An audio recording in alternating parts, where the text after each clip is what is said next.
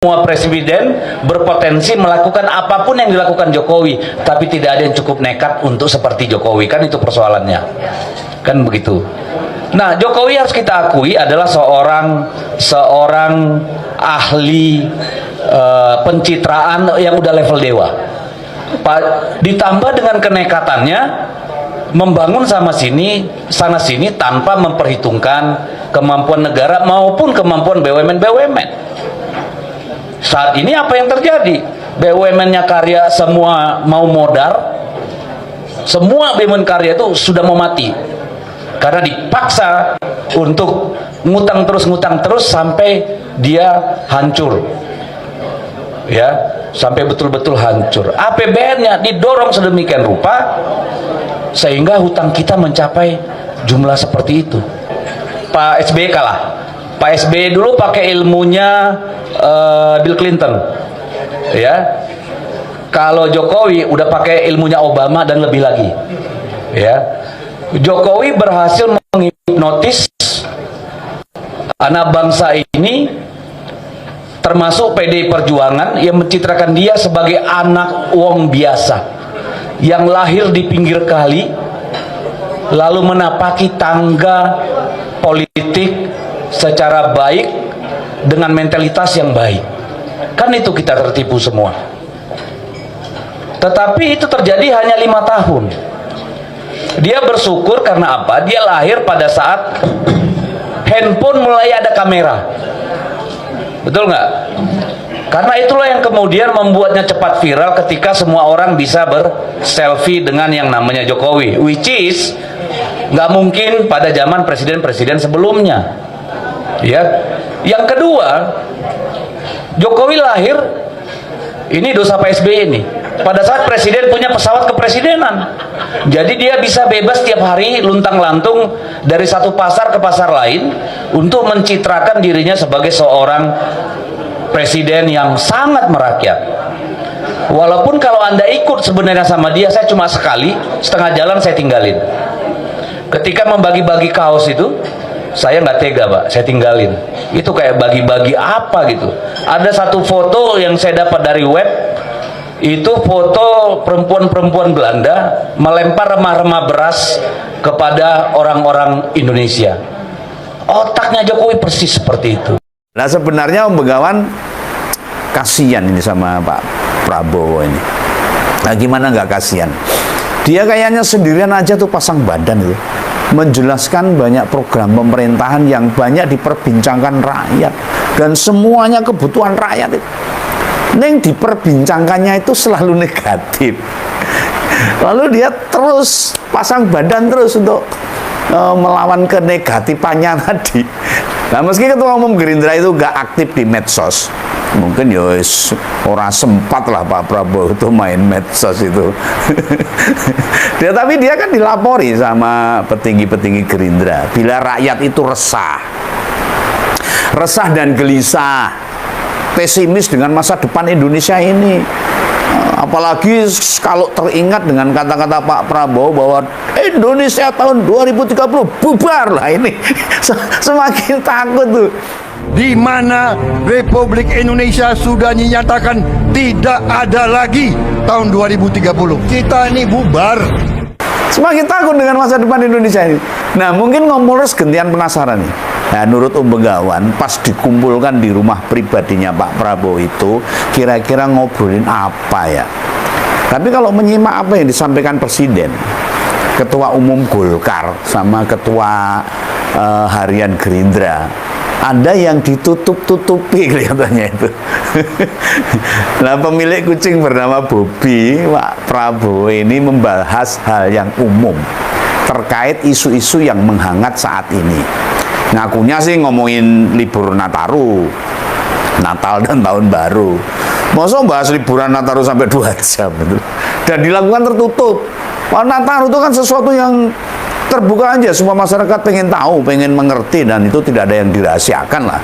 Paling masalah lalu lintas dan sebagainya, masalah transportasi dan lain sebagainya. Dan setelah pertemuan itu langsung pada gak ngomong ke media, tutup mulut. pada nggak berani berkomentar. Nah, barangkali situasi politik terbaru ya kayak apa tuh? Kepala negara butuh mendengar pandangan beberapa ketua partai mungkin. Padahal sebenarnya sudah dengar sendiri loh, Pak Prabowo sudah menyaksikan sendiri loh, seperti apa kondisi politik, hukum, ekonomi dan sebagainya di Indonesia ini. Nah, sementara Pak Bahlil, Ketua Umum Golkar itu menuturkan bahasanya itu lebih pada hal umum. Ya umum tuh kayak apa? Ya mungkin ya termasuk Natalan juga, tapi kok tertutup? Enggak, biasa-biasa aja. Enggak, ngumpul aja mau nemanin Pak Presiden untuk jalan datang ke Natal. Sementara Pak Sumidasko yang nambahi kalau mereka ngobrol tentang ekonomi, ya, beda lagi. Situasi politik hingga rencana kenaikan PPN 12%. Wah, ini Begawan ini malah curiga ini. Bukankah ada isu yang juga penting tuh yang dalam pandangan ngompol loh. Mereka hanya fokus pada politisasi Pak Hasto. Mungkin ini kecurigaan Begawan loh ini. Mengapa hal ini dibahas para ketua umum partai Kim Plus Plus? Nah, suka atau tidak suka, ini ngefek kok ke pemerintahan masalah Pak Hasto ini. Ada perseteruan antara Jokowi lawan PDIP, berdampak pada persepsi rakyat ke pemerintah. Ini pasti. Satu hal yang membuat Om Begawan yakin, tidak diajaknya Gibran di pertemuan tersebut. Ditambah ada info, bila Sekjen PDIP menitipkan banyak dokumen penting ke Bu Koni Rahakundini. Rahakundini yang berada di Rusia. Oh ya, temen mengamankan dokumen ya tekan Rusia, apa Benti Joko dengan senjata komplit di sana. Kenapa nggak di dalam negeri saja? Nah, dokumen itu apakah itu dokumen? Nah, sama jubir juru bicara PDIP, Mas Guntur Romli. Wah, dokumen itu dibuka misalnya ini. Oh, bisa menggegerkan dunia persilatan politik kita ini. Wah, itu hebat ini. Nah, siapa sebenarnya yang paling ketakutan? Andai kata loh, dokumen itu dibongkar yang dititipkan oleh Mbak Koni ini. Bagaimana jadi kebergeten pengen tahu itu dokumen apa itu. Nah, dalam perkiraan ngompol, perkiraan Om Begawan, dokumen yang dibawa ke sana itu dokumen asli. Yang ditinggal di dalam negeri itu dokumen gandaan, kopian, salinannya saja lah. Makanya Presiden mungkin ya deg-degan, khawatir ini pemerintah yang sekarang ini. Ya, halo teman-teman, selamat datang lagi di channel ini. Salam inspirasi, salam NKRI, harga mati. Ya, teman-teman, baru saja kita mendengarkan penyampaian dari Bung Deddy Sitorus dan juga Om Begawan ya terkait Presiden Jokowi. Memang Presiden Jokowi ini meskipun sudah purna tugas, ya sudah menyelesaikan masa pemerintahan sebagai Presiden Republik Indonesia selama 10 tahun atau 2 periode, masih saja menjadi bahan perbincangan dan perdebatan. Nah, ini sangat gencar sekali gitu ya. Kita melihat setiap hari Jokowi lagi, Jokowi, Jokowi, dan Pak Jokowi yang terus-menerus ada dalam pembahasan politisi, pengamat politik, hukum, tata negara, dan seterusnya. Ya memang kalau kita melihat keterlibatan demi keterlibatan, kebijakan demi kebijakan yang dilakukan, yang dibuat oleh Presiden Jokowi di masa pemerintahan selama 10 tahun, khususnya menjelang akhir masa jabatan, ya banyak sekali kontroversi yang terjadi. Namun dengan demikian, kalau kita menyadari hal itu, mari kita sama-sama tetap melihat sisi positifnya juga. Nah, tetapi banyak yang beranggapan prestasi Jokowi ini sama sekali tidak ada. Meskipun memang pembangunan secara masif, infrastruktur terfokus dibangun di era Pak Jokowi, tetapi kan beliau berhutang. Jadi banyak yang mengucapkan siapa saja boleh membangun jalan tol sepanjang ini, membangun itu, membangun ini. Kalau berhutang ke luar negeri ya semuanya bisa saja melakukan. Ya hanya paling membuat arahan saja gitu ya. Dan terlebih lagi yang menjadi problem saat ini ada pembangunan ibu kota Nusantara yang memang membutuhkan biaya yang sangat signifikan sekali. Nah, kemudian memang pada kampanyenya ini nggak ada sebetulnya gitu ya, tidak ada. Nah, kemudian memang dari penyampaian Bung Deddy Sitorus seolah-olah Pak Jokowi ini kan memaksakan kehendaknya sendiri tanpa memikirkan sanggup tidak anggaran, sanggup tidak dana APBN kita atau tadi sempat disinggung BUMN dan seterusnya dan seterusnya. Ya, harusnya Pak Jokowi dalam mengambil sikap dan langkah yang bijak harusnya melihat cukup tidak ya anggaran kita kalau kita membangun ini, cukup nggak ya? Ya kalau misalkan jalan diperbaiki ya it's okay. Itu memang bagus dan baik gitu ya. Tapi kalau misalnya membuat jalan tol sepanjang wilayah Indonesia ini gitu ya, memang itu mempercepat akses transportasi menuju kota satu dengan kota yang lain atau mempercepat perjalanan untuk ke wilayah yang satu dan wilayah yang lain.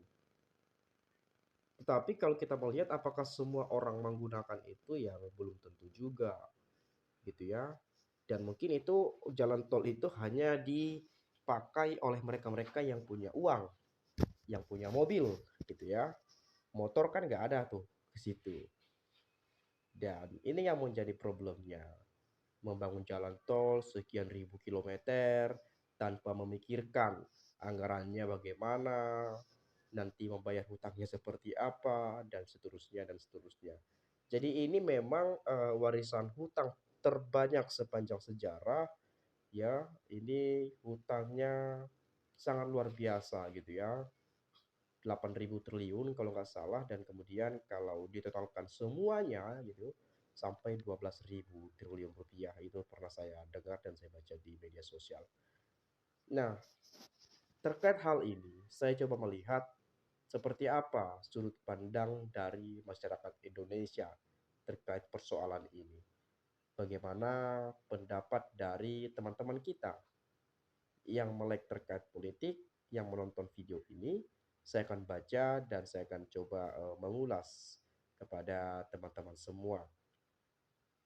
Nah, di sini kalau kita melihat dari Subahan Nandiro, nah di sini beliau menyebut kalau sampai 2030 Indonesia bubar kalau dipimpin petugas partai yang gila-gilaan membangun dengan ngutang. Nah, jadi membangun tapi ngutang gitu ya. Dibangun ngutang, bangun ngutang. Jadi ngapain? Banyak orang yang mampu kok membangun itu kalau berhutang. Tetapi kecuali membangun jalan tol sekian ribu meter, tetapi tidak berhutang, baru paten gitu ya. Kalau berhutang ya yang gak heran lah gitu ya. Siapa saja mungkin bisa gitu. Oke, kemudian yang sekarang rakyat se-Indonesia merasakan kecewa berat dan sangat licik seperti Pak Jokowi. Pura-pura sopan santun seperti orang baik. Ternyata ini yang kita lihat. Kejahatan Jokowi sangat membuat kita sedih. Hanya dibohongin oleh orang licik dan jahat. Jadi banyak kemarahan-kemarahan publik terhadap Pak Jokowi sampai detik ini banyak yang merasakan sangat-sangat kecewa sekali. Sangat kecewa.